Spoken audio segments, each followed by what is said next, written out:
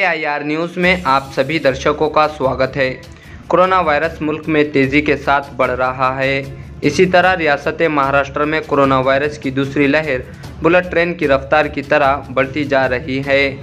Corona virus की रोकथाम के लिए ज़िला प्रशासन की जानिब से कई एहतियाती तदाबीर इख्तियार किए गए।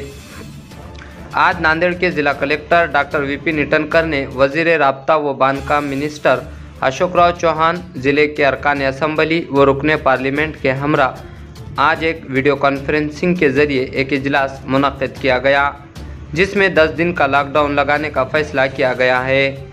आवाम को रोज़मर्रा के लिए लगने वाली चीज़ें, किरानी दुकान, सब्ज़ी तरकारी की दुकानें सुबह 10 बजे तक ही इजाज़त दी गई है, जिसमें तय किया गया है कि नांदेड़ ज़िले में 10 दिनों के लिए सख्त कर्फ्यू नाफिज किया जा रहा है। 24 मार्च के दरमियानी शब यानी 23 मार्च की रात 12 बजे से लॉकडाउन नाफिज किया जाएगा और ये लॉकडाउन 4 अप्रैल तक जारी रहेगा, यानी कर्फ्यू नाफिज रहेगा। इसी ज़िम्मन में ज़िला कलेक्टर डॉक्टर विपिन ईटनकर ने ऑफिशियल लेटर जारी किया है।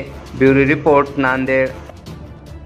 आपल्याला माहीत असेल की मागच्या 1 ते 1.5 हप्त्यापासून आपल्या नांदेड शहरामध्ये, पर्टिक्युलर नांदेड जिल्हा आणि त्यातल्या त्यात नांदेड कॉर्पोरेशन एरियामध्ये मोठ्या प्रमाणामध्ये केसेस पॉझिटिव्ह येत आहे।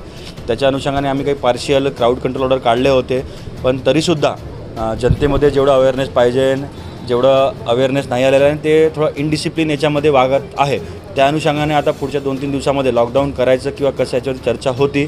आमचं असं मत, आम्ही याच्या मतापर्यंत पोहोचलो की लॉकडाऊन लावणे गरजेचं वाटत आम्हाला आहे।